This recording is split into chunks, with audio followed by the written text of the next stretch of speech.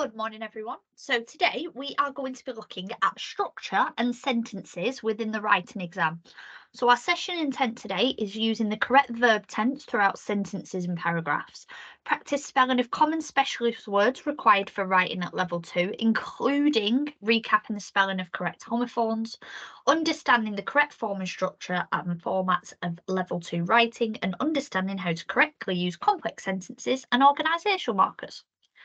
The first topic that we are going to look at is subject-verb agreement. So subject-verb agreement means the subject that we are writing about uses the correct verb in your sentence. So for example, the following sentence is incorrect. So she done that yesterday. Notice the subject of she and the verb done. Now this sentence is supposed to be in what we call past tense. It's supposed to be written as if the action was already had been done. But instead of done, the verb should be did. So the sentence should read, she did that yesterday. One of the best ways to check subject-verb agreement in your exam is to read your sentences out loud to check that that verb and that subject are in harmony and make sense. In English, we have lots of verbs that we use. So to narrow it down so you aren't kind of learning them all today, the key ones that we use on a daily basis are words like have and has and is and are. So have is used when the subject is plural, so there's more than one.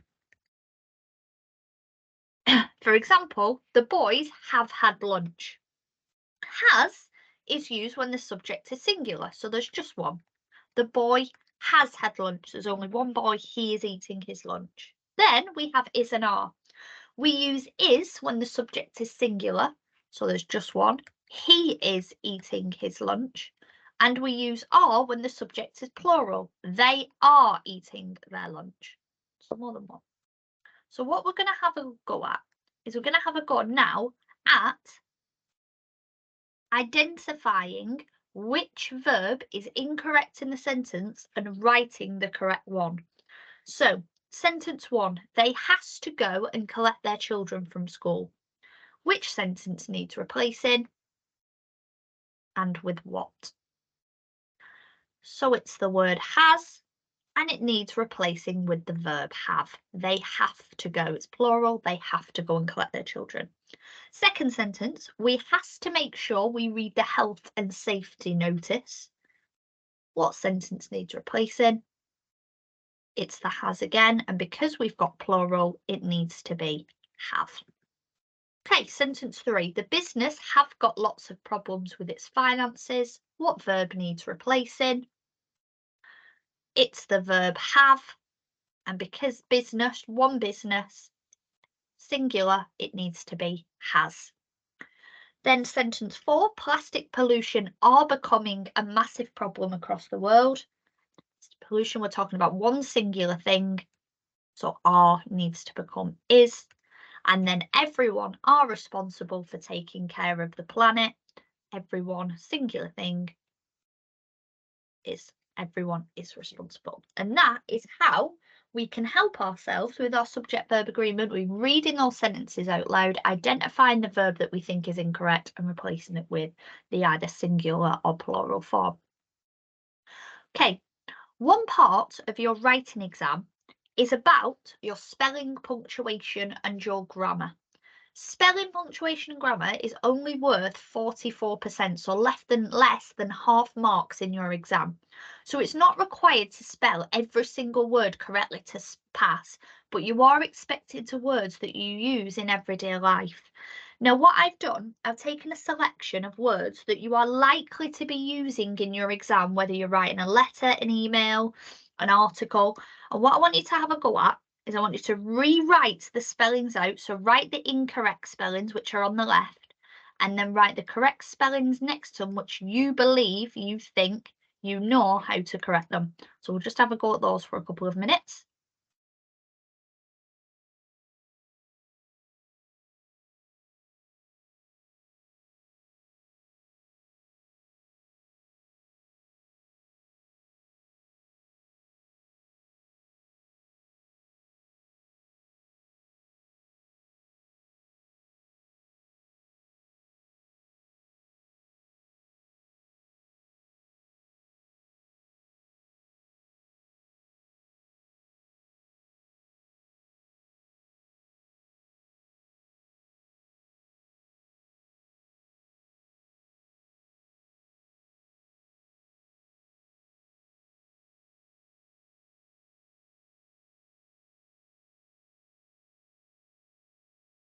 Okay, so let's have a look at the word sincerely.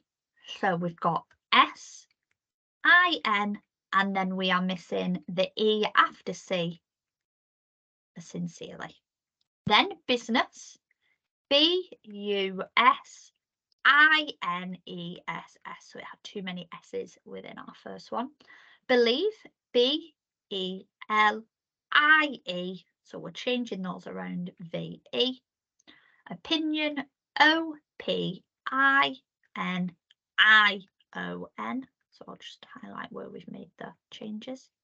And then faithfully, F-A-I-T-H-F-U-L-L-Y. So we've added an extra L. So those are a couple of spellings just to have them practice with and make sure you're comfortable with them in the exam. So one of the main causes of spelling issues in the exam is also what we call homophones. So homophones are words that sound the same but are spelt differently. They are the most common types of words that those who are sitting exams can often struggle with in the exam, because although that they sound the same, different meanings require different spelling. So we're going to go over each, and I'm just going to colour coordinate them for you. So we're going to go over there, and there. So T-H-E-I-R, there, is used to show something belongs to someone, though their shoes are muddy. So the shoes belong to them. T-H-E-Y apostrophe R-E is a contraction or a shortening of they are. So they're going to the zoo tomorrow. You're actually saying they are going to the zoo tomorrow. And then T-H-E-R-E shows the position of something. The car is over there. So it's a direction. So that is our there, and theirs. Next, we have your and yours. So let's put these in blue. So Y-O-U apostrophe R-E is a contraction of you are, a bit like they are there. You're going to be late, so it's inevitably you're saying you are going to be late. And then Y-O-U-R shows something belongs to someone. So your shoelaces are done. The shoelaces belong to you. So we use there for belonging when the subject is plural, there. We use your when the subject is singular, and then we have its and its, which I'm going to show you in red. So it's with an apostrophe is a contraction of it is. So it's very cold outside. We're actually saying it is very cold outside. Then it's without an apostrophe shows something belongs to someone. So the nursery has problems with its heating. So we use its when we're showing belonging to an object.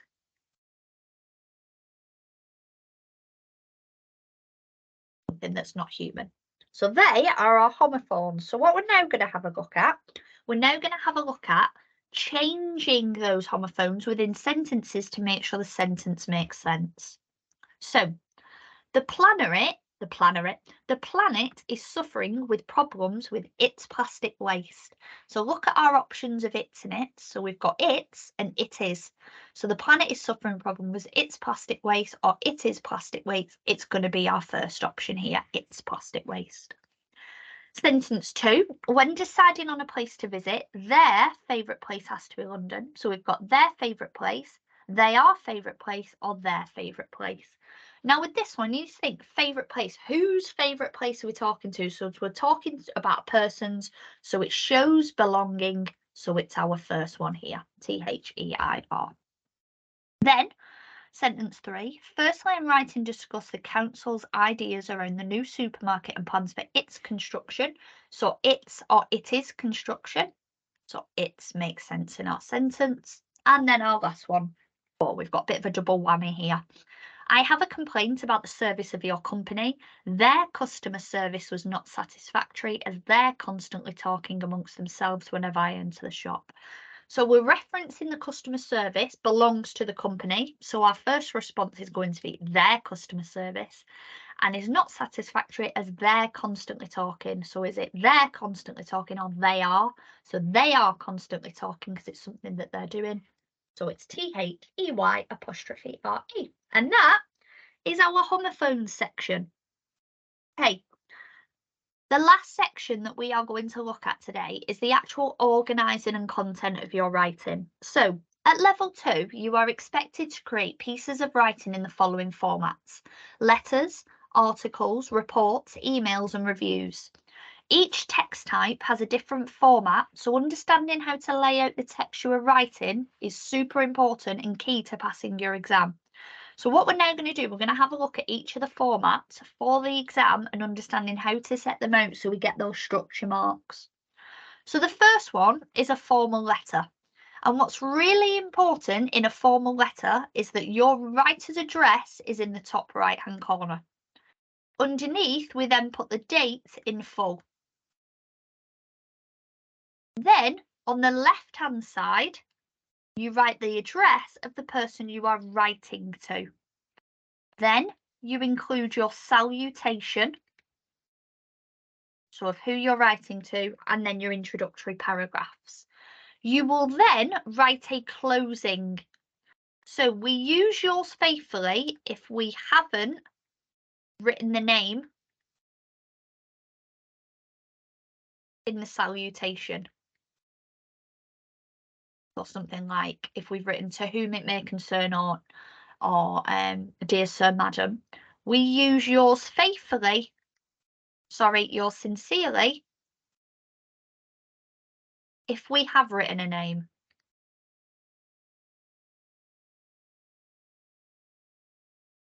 And that is how we structure a formal letter. Emails have the same main body as a letter. The only thing that's different is you will write a "to," so the email address, and you will write the subject line, so what you are summarising the email to be about, and then your closing is a little different. So your closing is less formal.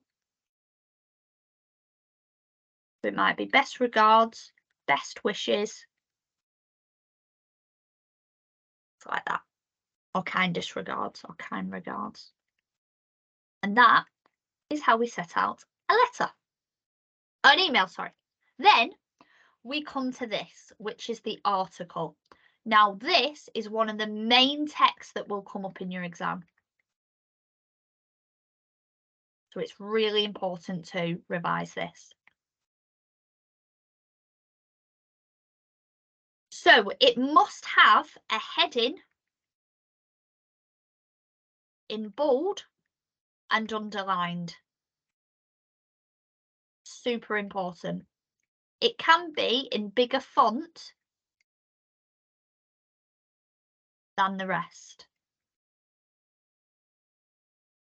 Then you break your text down into 3 or 4 subheadings.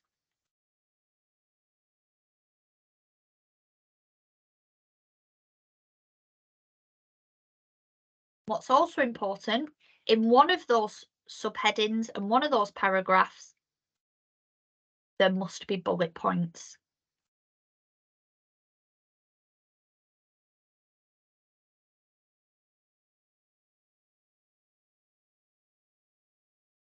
No more than 2 or 3 bullet points.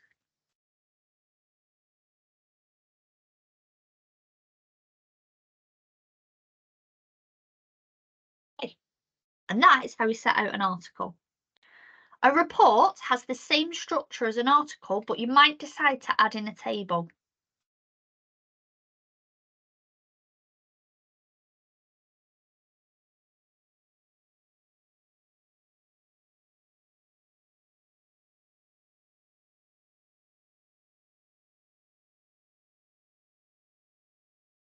And your subheadings will be very kind of strict. So they'll have strict kind of headings. So it'll be things like introduction, advantages or pros and cons, things like that. Disadvantages, and then conclusion. You only use these in a report. And you must include each of these. Your heading needs to be bold, things like that. So, understanding the exam. Say a question asked you something like this. So your organisation's newsletter has started a new section called Life Outside of Work. They are looking for articles on interesting places to go in next month's edition. You decide to write an article about a place you visited recently, giving as much detail as possible. And your article must be between 250 and 350 words. So in a word count in your exam, this is worth 1 mark in your exam.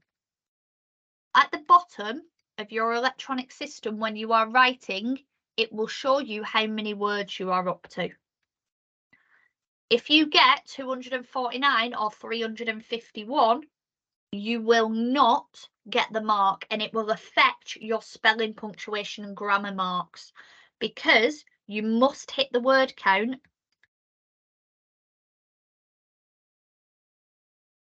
to get full marks, or to allow you to get full marks for spelling, punctuation and grammar.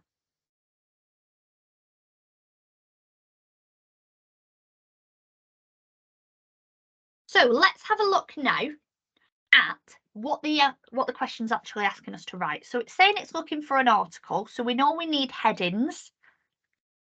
And this is how I'd like you to break down your questions. Subheadings and bullet points. We know we need to include those.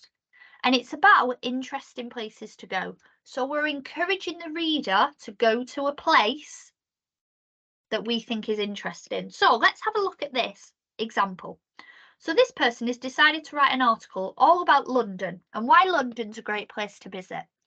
So your heading must try and contain either what we call an alliteration, so from your reading exam where 2 letters are next to each other with the same first letter, or a rhetorical question, so why you should visit London. It's creating an engaging introduction. Then your first paragraph should be an introduction of that's summarising what the whole article is about. Then break each paragraph that you want to talk about into your subheadings, and in one of those subheadings you must include your bullet points. Now notice what we've done here is we've introduced those bullet points in the sentence before. So attractions include colons, we've used the punctuation we looked at last week, and then we've included our bullet points.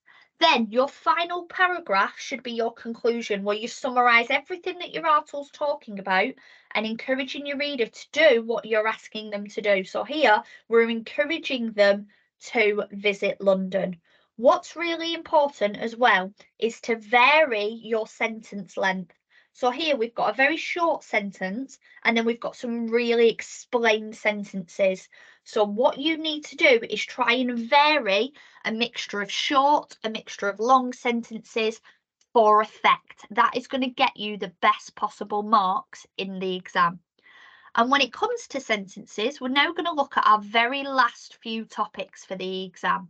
So we call these organisational markers. So when writing any form of text, it's important to use organisational markers to indicate the reader the points you are making and to show your writing is clear and cohesive. Organisational markers include, but are not limited to, firstly, secondly, next, after that, ultimately, and things like finally. As a top tip with these, if you're asked to write a letter or an email, include these words at the start of each paragraph, but you need to be including them in every text.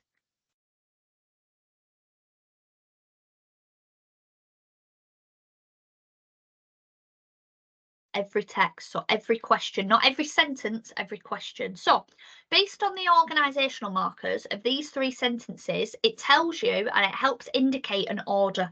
So let's have a read. Finally, the job I do now is as a shop assistant. To start with, my first job was a bartender in the city centre, and after that I worked in a factory on a part-time basis. What sentence would we put at the beginning? What sentence we put at the middle? And what sentence would we put at the end? Have a bit of a think.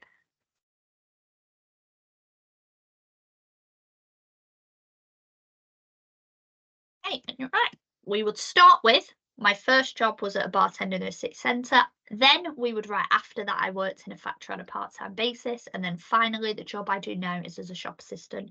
You structure sentences like this in your exam and you will have no reason not to pass this.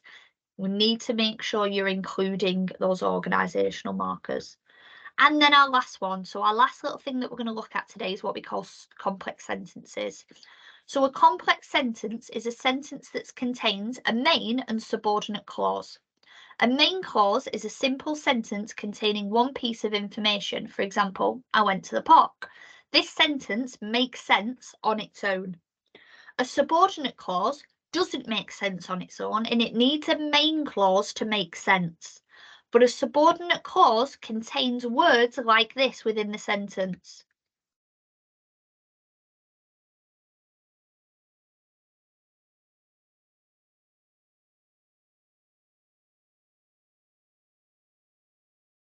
And they can be used at the beginning or at the middle of sentences. So what I am going to do, I'm now going to show you how you use both, but we want to get in the habit of using these types of words. So if, since, after, while, before, until, at the beginning of sentences. So a complex sentence might contain the conjunction in the middle or at the beginning of a sentence. So we're going to look at two identical sentences and we've just flipped where the subordinate clause goes. So before looking at the problem with plastics, we must first look at how we are using plastics in our homes. Here, the subordinate clause is at the beginning. So we separate the sentence with a comma.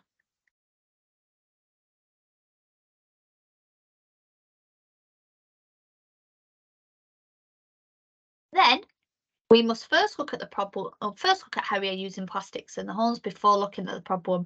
When it's at the end or middle of the sentence, it doesn't need a comma.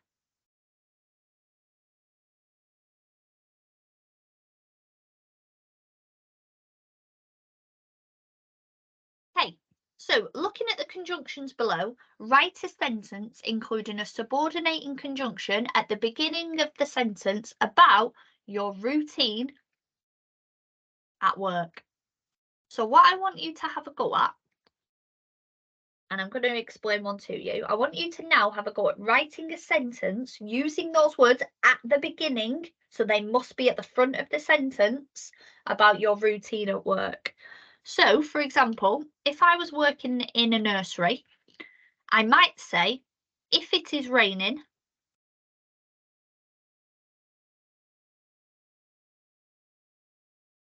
comma, because I've used it at the beginning, the children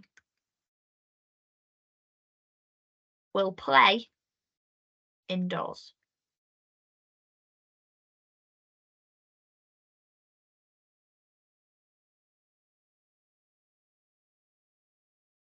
So what I want you to have a go at now, have a go at picking a couple of these words and spending a couple of minutes of writing some sentences. So pick 3 words, write a couple of sentences about your routine at work, putting the word at the beginning of the sentence.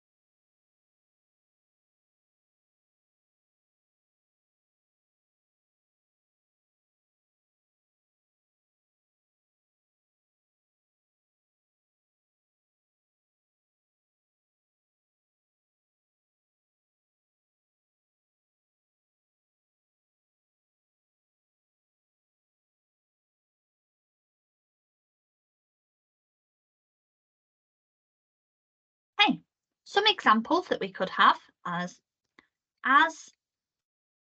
it is warmer, the children will do activities in the garden. So we're putting that sentence at the beginning. Okay, we might have although. So although